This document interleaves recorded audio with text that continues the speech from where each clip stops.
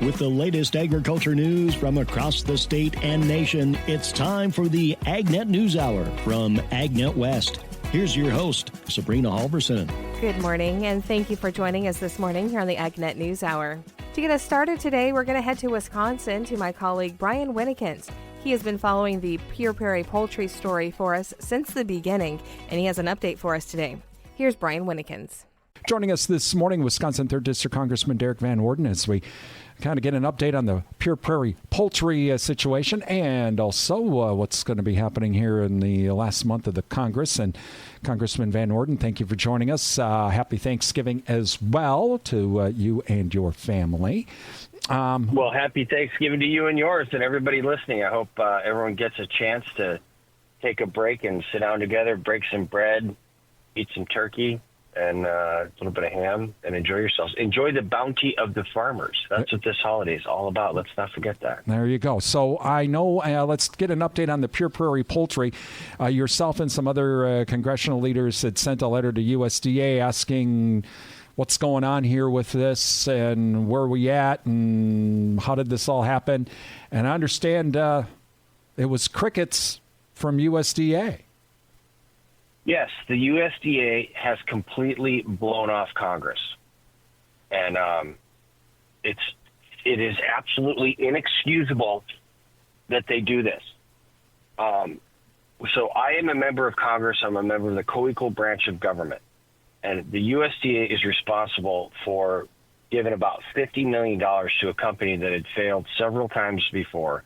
They failed one more time, and we had about 3.5 million birds that were hanging out there in the lurch, of which the ones in Iowa and Minnesota were euthanized, and fortunately our farmers were able to distribute the birds, their flocks, out to folks. So it is completely unacceptable that this is happening. I'm thrilled that Secretary Vilsack will no longer be there because he has been nothing but intransigent to us. If you look at how our farms have been struggling, everything from trade to input costs. And yes, in fact, the USDA has the ability to affect input costs to a certain level. So I'm very glad that he's leaving. I'm very glad that President Trump is coming in. And we're going to see a change in how we approach American agriculture. And I'm telling you what, with our new Ag Secretary coming in, I think that we're going to be much better off right now. So is at this late in the session, and of course, new administration coming in January, is there really anything Congress can do to try to force at least some type of response? Hey, listen, I got reelected, and I've made a promise, and I'm keeping it. As long as I'm a member of Congress, I'm going to be on the Agriculture Committee, and we're going to follow through with this. If we find people that have given that $50 million at USDA, if they gave this a series of grants and loans to failing companies, we're going to hold them responsible, because I guarantee you that was not a political appointee that did this. And we're trying to find out who actually authorized these grants and loans, and we're going to hold them accountable. If that means they need to find a new job working at Quick Trip, that's fine. Working at Quick Trip is a great job. They've got a great benefit package, very nice atmosphere. But people who are doling out tens of millions and, at the end of the day, hundreds and hundreds of millions of dollars of taxpayers' money, the companies that are failing need to be held accountable. That's the change that people voted for in November. We want to make sure that our farmers can farm. They don't have to wring the skin off their hands at night because they're worried about it, because we have a responsive Department of Agriculture and a USDA. I guess it begs the question, what about the people who are part of these companies? What about the people who did the financing? As a matter of fact, who went ahead and prohibited Iowa from selling their birds to Tyson. So what about those folks? Listen, if any civilian corporate actor worked with malfeasance, then we will refer that to different agencies to make sure they get charged too. So if civilian companies are out there and they are taking money knowing that they cannot fulfill their part of the bargain, they're doing that fraudulently, they need to be held legally accountable. We're not messing around here, man. Just as the government needs to be held accountable, which is a bit easier because that's a public entity. But if private entities are taking government money and they're doing it in a way that they know that they can't fulfill the part of the bargain, they need to be held legally accountable. We just have to get over this stuff. I mean, if you look at the last 4 years, the trillions of dollars that have gone out, we don't know where all that money is. And it's absurd to think that there hasn't been malfeasance by government folks, and we call that corruption. That's real. And it's impossible to think that there hasn't been malfeasance from these private companies. And so that's called fraud, and it's got to stop. We have to understand that we have a limited amount of resources. We have to apply them to where they need to be applied for the greatest good, and that's making sure that our farmers can farm, making sure that the American public can consume the fantastic food that our farmers make, and that our farmers can feed the world. We'll continue with Brian Winnekins right after this.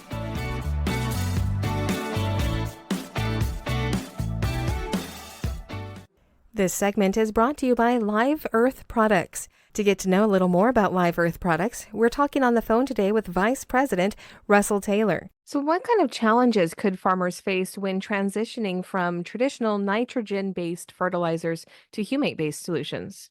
That's the fun part about this is the humates and humic acids, while they are certified organic products, the interesting part is most of the users are conventional users. They continue to use their conventional practices, and they are adding them to supplement and help retain that nutrient and make it last longer. So you're using them similar to how you would a urease inhibitor or other products. You're adding them to your current application without much change. There was research that showed humates can decrease greenhouse gas emissions by 30%. Can you tell me more about that research? Yeah, so it does vary by soil type and texture. And so I think farmers should look at that research and say, okay, will I get 30%? And that's going to vary by soil type and texture. Qualify that with your soil type and make sure that it's relative to your operation. And then beyond emission reductions, how do humates enhance soil vitality and structure, looking long-term for the agricultural production?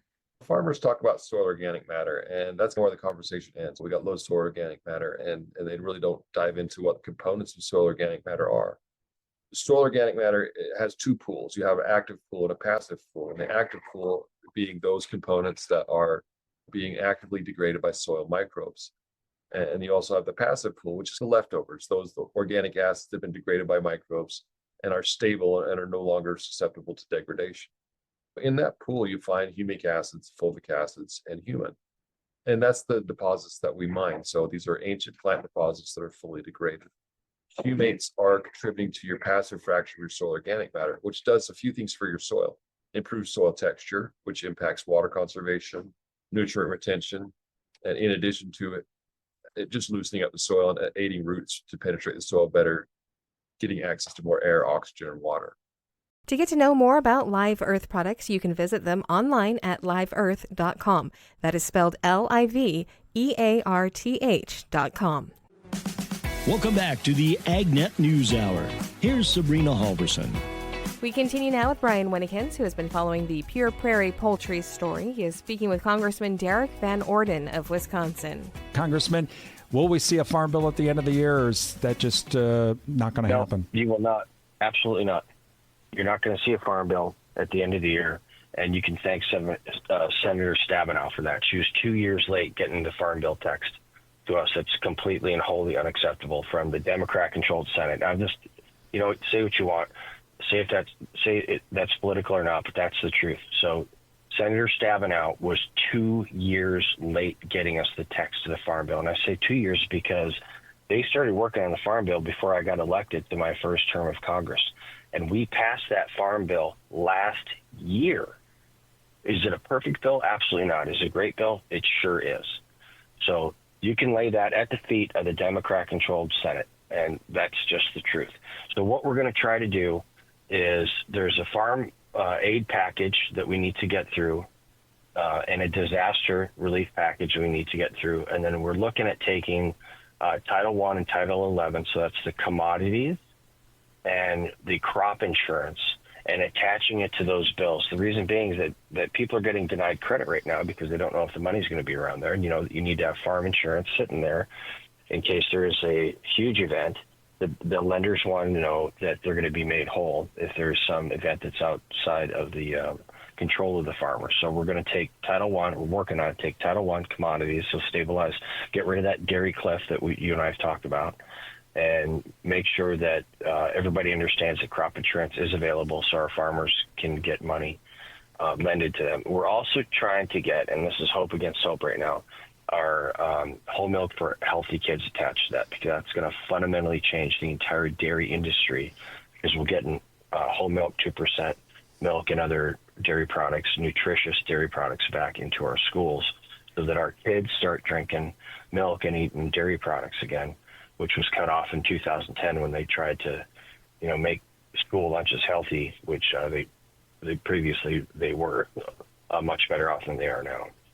Talking with Wisconsin 3rd District Congressman Derek Van Orden. Finally, Congressman Van Orden, the something near and dear to me, the AM Radio for Every Vehicle Act, broad bipartisan support in both houses. Is this going to get done, or are we going to have to start over next year?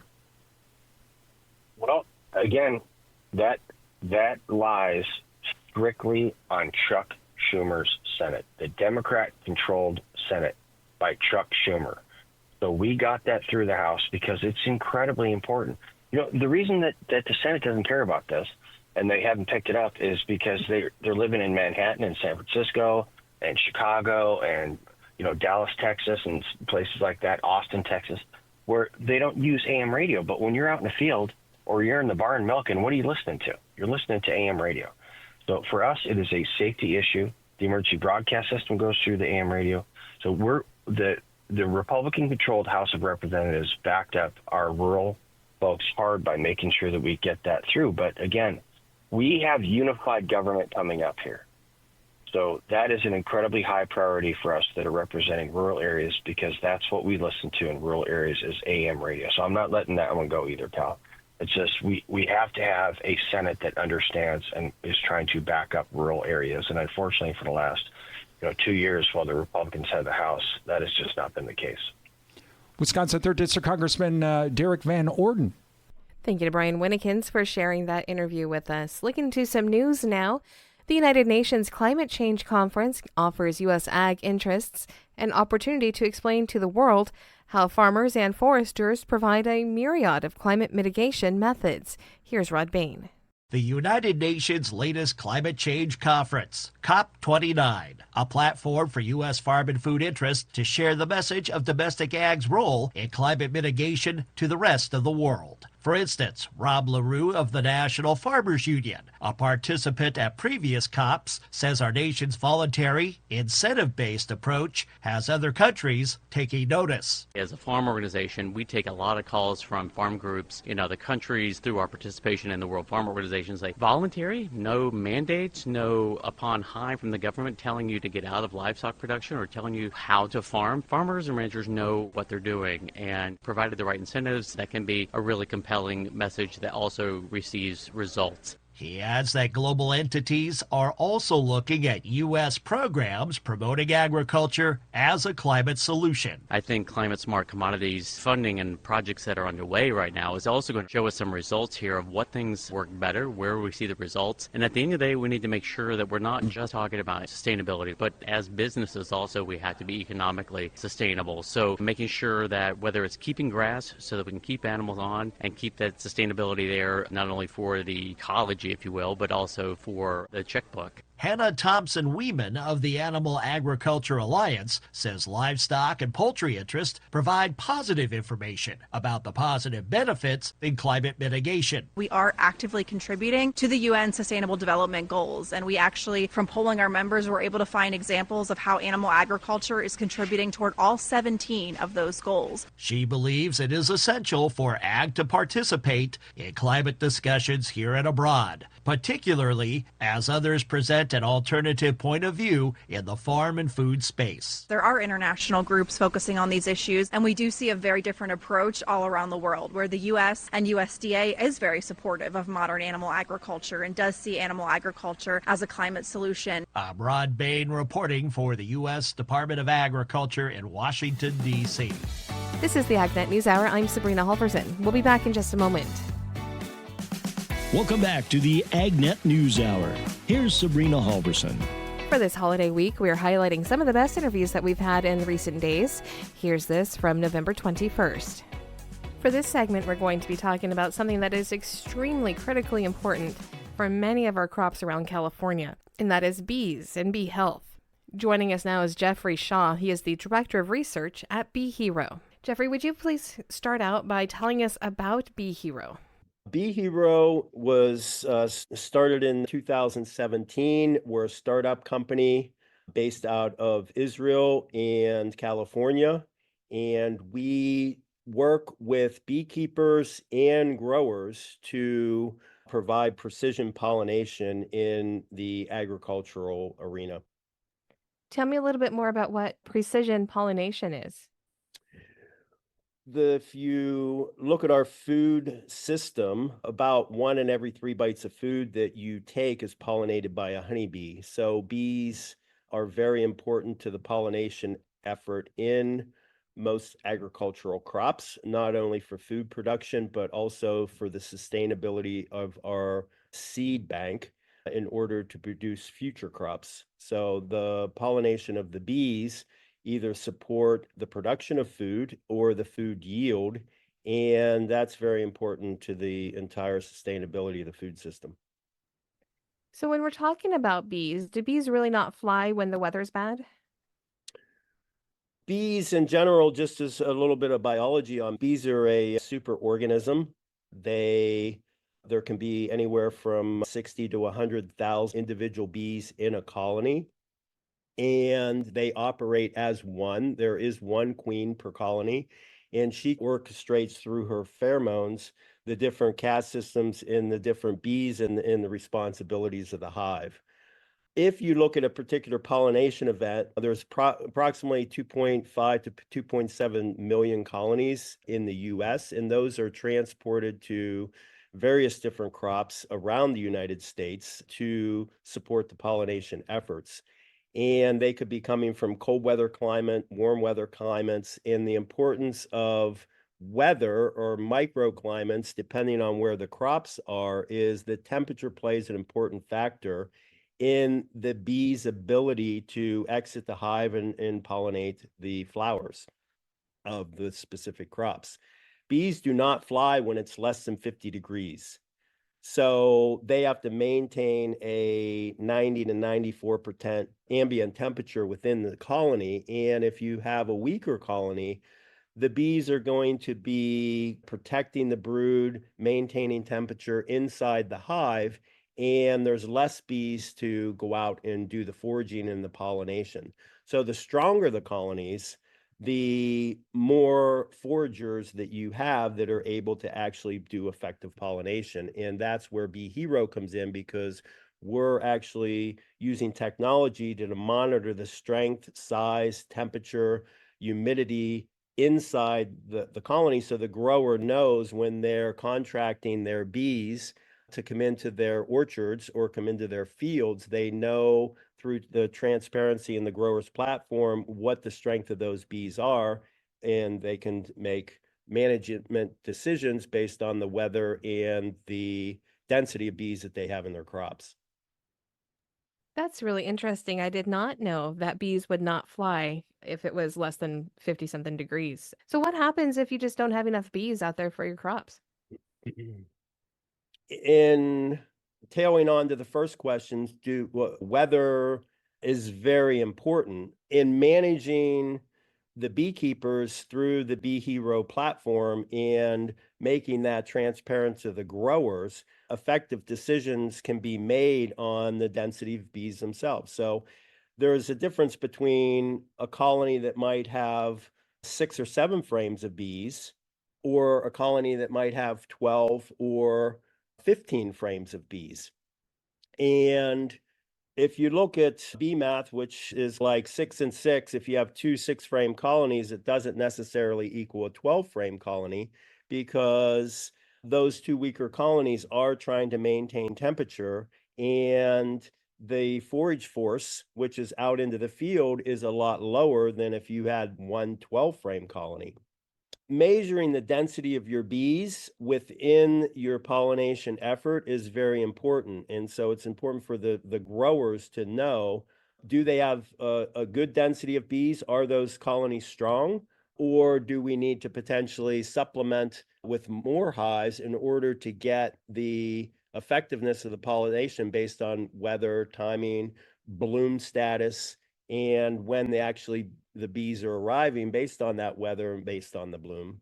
If you don't have enough bees, then you're potentially jeopardizing the pollination of the specific crop. So uh, there's you have the blooms, you have the crop, and you have the bees. The bees have to visit the blooms in order to fertilize and pollinate the flowers in order for them to turn into a fruit set to maintain or produce the yield that you want in a specific crop. So if you don't have enough bees, then you're potentially jeopardizing your yield, which is going to affect the overall revenue of the agricultural grower.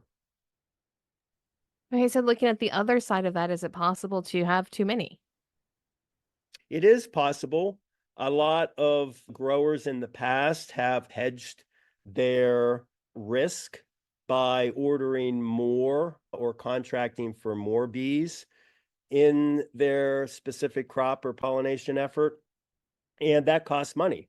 And it can be that you contract for too many bees because you want to minimize your risk and you're kind of leaving money on the table, or you're supporting the farmer next door and helping pollinate their particular crops. So that's where Bee Hero comes into play. And by monitoring the colonies, we can inform the grower whether they have the right sizing as far as the number of colonies in their particular fields. Is there a difference in the quality of bees?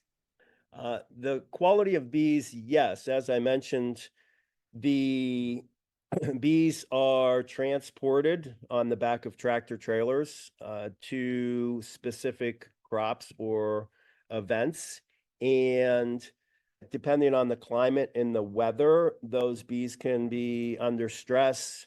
Depending on the different pests in the beekeeper's ability to maintain the hive strength and health through integrated pest management practices. When those bees arrive to their final destination, they may not be as strong as when the point of origin where they've left. And that's where you might get a little bit of die off, or you might get a colony that starts out as a 10 frame, ended up being a 7 or 8 frame colony. And they need to have a little bit of period to rebound or enhance the overall forage force of the colony itself. And if you have a significant amount of those colonies that are arriving at a final destination, which have reduced the frame counts in the number of bees actually in the hive, then the quality of the forage force based on weather and their health, overall health, can affect the quality of and effectiveness of the colony itself, as well as their ability to pollinate what their intended purpose is. We are talking with Jeffrey Shaw. He is the Director of Research at Bee Hero. We'll continue the conversation right after this. I'm Sabrina Halverson. This is the AgNet News Hour, and we'll be right back. Welcome back to the AgNet News Hour. Here's Sabrina Halverson. We're talking with Jeffrey Shaw, the Director of Research at Bee Hero. So is it possible to tell the difference between these healthy, good quality bees and those that aren't? Yeah, that's where Bee Hero comes into play. We have a guarantee with our growers and our beekeepers, and there's really no one else in the industry that is able to tell you exactly what you have. Through our in-hive sensors, we're able to tell the strength, health, and vitality of those colonies, not only on an app and platform for the beekeepers so they can manage their inventory, manage their resources and their colonies, but also for the grower, because when those bees get placed in their fields, it used to be that there's no way. They're farmers, they're not beekeepers, so they're not going to be going out there inspecting each hive, but they can basically, from their app or their platform, be able to tell exactly what the density and the colony strength of those bees that just arrived into their fields, the strength are. So it is a big difference. It's revolutionizing the entire industry, and there's no one else that can currently guarantee and provide that feedback for the growers and the beekeepers, other than a private inspection, which takes time. This is real-time information that's delivered on the hour to both platforms. So you're really getting an inside look of the health and quality of the bees and knowing the difference between what you're contracting for and what's being delivered. So, Jeff, the last question I have here is one that I was told to ask, and I don't understand it, but I'm thinking you're going to explain it to me. And that is, when does 6 plus 6 not equal 12? Again, all the different points that we've talked about play into the effectiveness of a honeybee colony. And if you have two colonies that are approximately 6 frames of bees on average, if you look at the difference of what 2 colonies at 6 frames versus 1 colony with 12 frames of bees, the question is always asked, like, how much better is it? Through our algorithms and our technology, we've been able to assess that you're getting approximately a 30% increase in your forage force or your effectiveness of your pollination. And that's where precision pollination comes into play. So we can ensure the grower that through stronger colonies, they can get an increase in the percentage of forage force, which is going to produce a better pollination effectiveness and provide them a better yield and peace of mind, knowing that they're guaranteed to get the effectiveness of what the bees are actually doing in the field. All right. Is there anything else that you would like for our listeners to know? I think it's, if you want to find more out about what we're doing in the industry and how Bee Hero is revolutionizing and changing the agricultural industry, you could check out, we've just updated our website. It's beehero.io, and you can certainly see some of the different projects and research that we're doing with the company and what the value that we're delivering to the growers. Thank you again, Jeff, for joining us today. We have a little bit of news before we head to our commercial break. President-elect Donald Trump has nominated Brooke Rollins as next Secretary of Agriculture, drawing varied reactions from agricultural organizations eager to collaborate on key issues facing rural America. The National Farmers Union expressed hope that Rollins' rural upbringing and agricultural experience would inform her leadership. In a few, President Rob LaRue emphasized the challenges awaiting her, including high input costs, market instability, and extreme weather. He urged Rollins to prioritize fair markets, economic stability, and vibrant rural communities, especially with the 5-year Farm Bill on the horizon. The American Soybean Association highlighted Rollins' agricultural development degree and farm background, noting her policy experience under previous Trump administration. This is the AgNet News Hour. We'll be back in just a moment. Welcome back to the AgNet News Hour. Here's Sabrina Halverson. A familiar voice to you is celebrating a milestone in 2024, 50 years of providing Agriculture Department news and information in a style all his own.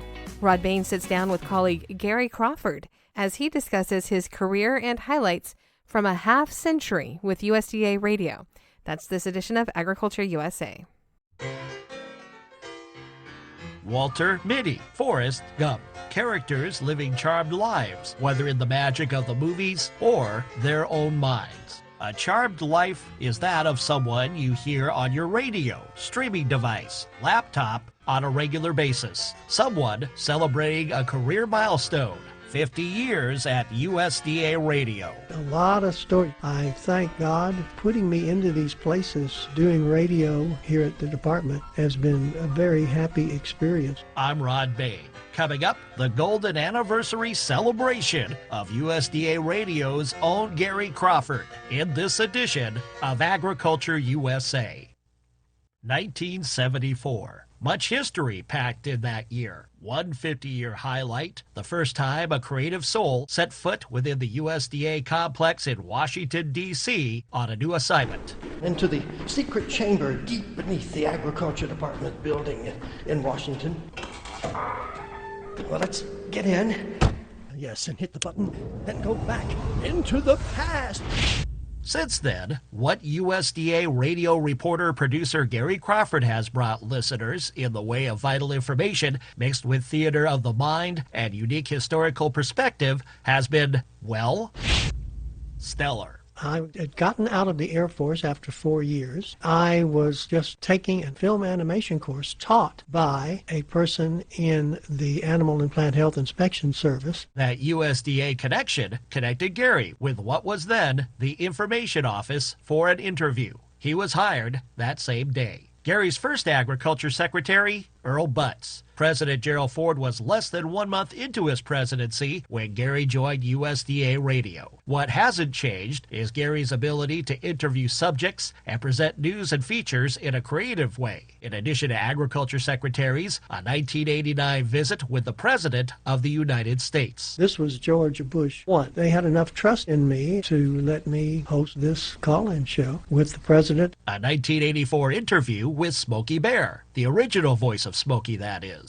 Washington, D.C. radio personality Jackson Weaver. Being able to do the voice of Smokey is a lot of fun. As well as ag producers from all walks of life or animation. This is Farmer Fudd. I was just starting my chores when I happened to look over toward my carrot patch, and who do you think I saw right in the middle of it? Gary indeed has been all over the place, and his theater of the mind approach, born from the golden age of radio, has allowed such journeys to take place. Whether noting farmers' role in Allied success in the D-Day invasion and World War II. A landing was made this morning on the coast of France by troops of the Allied Expeditionary Force. Heavy firing now just behind us. Or never confusing tax codes with geography. Hey, I got an uncle lives in Texas. No, taxes, money, dollars. Dollars, that's where my uncle lives, Dallas, Texas. Oh. Or covering a hearing, or more, featuring USDA officials, or policy discussions such as farm bills. I can't count the number of times that I've had to take a taxi to cover a hearing, stand in line at the Capitol building to get in, finding 1 or 2 places to plug in your recorder to get a feed, finding no tables or chairs, sitting under tables on your knees for 2.5-hour hearings. Professional achievements of note for Gary, up-close coverage of the 1979 tractorcade on the National Mall in Washington, D.C. Tractors into the city during a snowstorm. I ended up on one of the tractors with farmers. I was interviewing them on Independence Avenue in the snowstorm, and right ahead of us, they had brought this old dilapidated tractor in, flipping it over and setting it on fire in the middle of Independence Avenue. So I did a play-by-play of the scene there. Numerous New York Radio Festival Awards. And in 2004, the National Association of Farm Broadcasting's Dix Harper Meritorious Service Award. I just was overwhelmed by it. They don't realize how happy it made me and how it made me feel like my work was not going out into the ether to be unused, unheard, and was actually making a difference. And I really appreciated that. Great appreciation indeed from and for a legendary broadcaster. And all this covers just his USDA radio career. We'll have to talk about Gary's meeting with the King, Elvis Presley, his interview of returning prisoners of war from Vietnam, and his gold record, among other things, some other time.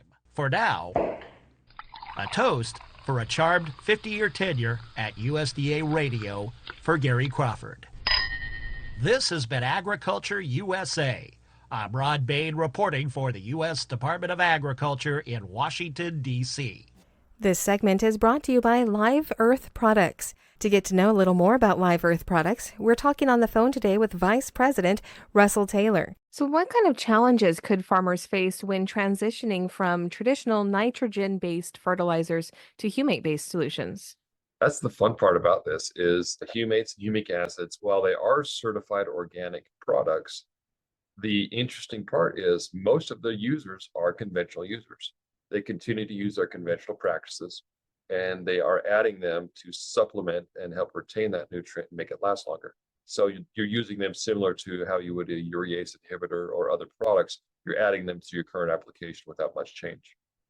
There was research that showed humates can decrease greenhouse gas emissions by 30%. Can you tell me more about that research? Yeah, so it does vary by soil type and texture. And so I think farmers should look at that research and say, okay, will I get 30%? And that's going to vary by soil type and texture. Qualify that with your soil type and make sure that it's relative to your operation. And then beyond emission reductions, how do humates enhance soil vitality and structure, looking long term for the agricultural production? Farmers talk about soil organic matter, and that's where the conversation ends. We got low soil organic matter, and they really don't dive into what the components of soil organic matter are. The soil organic matter has two pools. You have an active pool and a passive pool, and the active pool being those components that are being actively degraded by soil microbes. And you also have the passive pool, which is the leftovers, those the organic acids that have been degraded by microbes and are stable and are no longer susceptible to degradation. In that pool, you find humic acids, fulvic acids, and humin. And that's the deposits that we mine. So these are ancient plant deposits that are fully degraded.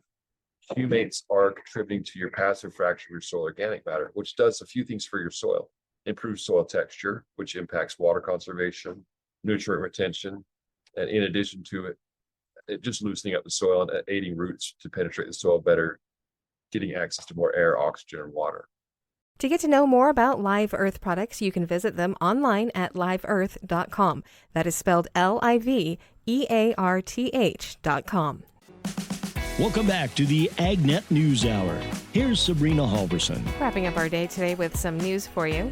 From natural disasters to high input costs and low prices for certain commodities, farmers and ranchers are seeing a lot of red on their financial ledgers.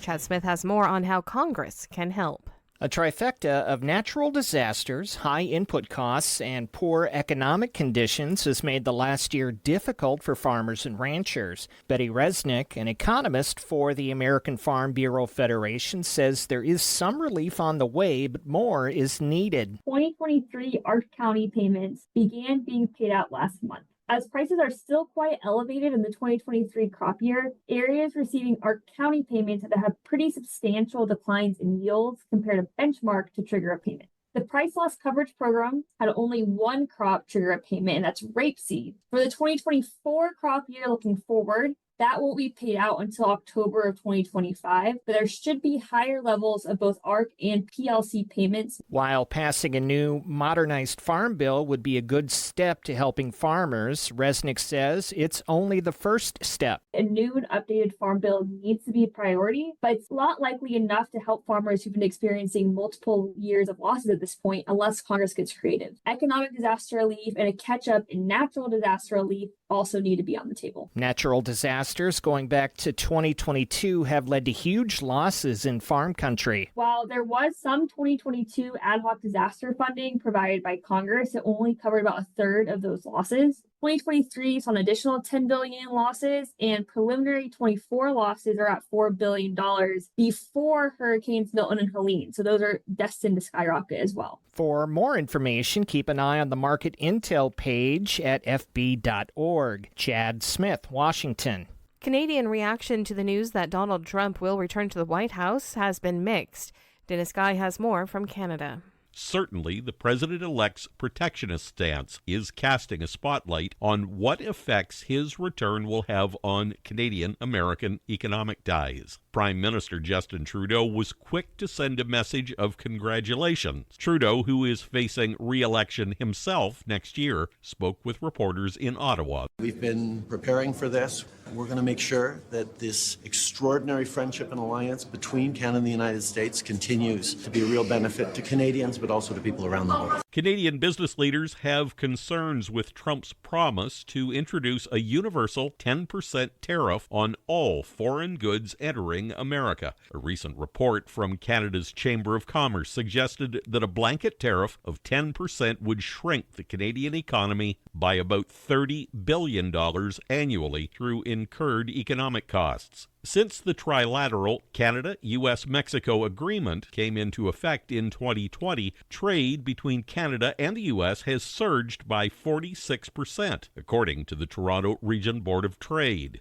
Kirsten Hillman, Canadian ambassador to the U.S., spoke from Washington early on Wednesday to say that the USMCA, which was negotiated by Donald Trump in his first term, continues to be successful. Former President Trump, when he was the president, renegotiated the NAFTA. From Canada's perspective, that's the deal that we have. Those are the rules that prevail between our two countries. We have more trade between our two countries than ever in the history of our two countries. It's doing exactly what it's meant to do. We are going to have to sit down and have those conversations with President Trump Trump in his second mandate. And I think we're ready for it. I think we have a lot of very clear and cogent facts to bring to the table. Economists on both sides of the border have repeatedly warned that Trump's tariff plan will cause inflation and possibly a recession. As well, a promise that President-elect Trump has made repeatedly revolves around strong deportation measures and illegal border crossings. Kirsten Hillman said that over the past number of years, Canada has strengthened its cooperation with U.S. border officials. We have really stepped up our cooperation with the Americans on our border. Treaty allows both of our countries to return asylum seekers back to the other country at ports of entry or between the borders. The Trump administration, when they were last in office, they were very eager to maintain a strong and reliable border. They only have two borders. One of them causes them a fair bit of challenge. One of them does not. Kirsten Hillman is Canadian ambassador to the U.S., based in Washington. Reporting from Canada, I'm Dennis Guy. The Agriculture Secretary recently announced additional testing measures for milk for H5N1 in dairy cattle, part of an overall effort to prevent the spread of the virus. Here's Rod Bain. A more extensive testing regime of milk for the potential H5N1 virus recently announced by the Agriculture Department. Secretary Tom Vilsack says the impetus, in part, comes from both recent developments in California. We've recently seen the introduction of H5N1 in California, and for a period of time we thought it was relatively contained in that state, but we've obviously seen recently a significant number of increases in the number of herds that have been impacted and affected, despite efforts on the part of California, as well as prevention efforts in Colorado. We saw the state of Colorado institute a fairly aggressive testing regime, and the result of that testing regime allowed them to identify precisely where the virus was, to utilize a number of tools, including advanced biosecurity, and as a result, they are now virus-free. So how will USDA's expanded testing regime work? The Secretary explains. We will first test silos. We'll go to processors who have accumulated significant amounts of milk product. We'll test that milk. So testing will give us an opportunity to get maybe ahead, if you will. Testing begins this month in states with reported cases of H5N1 in dairy cattle. Get a clear idea of where in the states that currently have the virus, whether it's expanded or whether there are areas of the state that we need to address in terms of biosecurity. Testing will eventually expand in tiered stages to all 50 states. We test the silos. If it turns out that there's virus, we'll then begin the process of going to more specific testing, bulk tank testing on farm, so that we can identify exactly where the virus might be. Additional details about the new H5N1 testing protocol for milk includes: we will pay for the cost of sampling, pay for the testing and the shipping and all of the expenses associated with this. I'm Rod Bain reporting for the U.S. Department of Agriculture in Washington, D.C. That's today's top agriculture news. I'm Sabrina Halverson. Thank you for starting your morning with us. To get more information on the topics you heard today, visit AgNet West at agnetwest.com. You can also stay connected by following us on our social media at AgNet West on Facebook, Instagram, and X. Also look for Sabrina Halverson on Facebook, and be sure to subscribe to our podcast by searching for AgNet West on your podcast app. Thank you for listening to the AgNet News Hour from AgNet West. AgNet West Radio Network, your primary choice for agriculture news.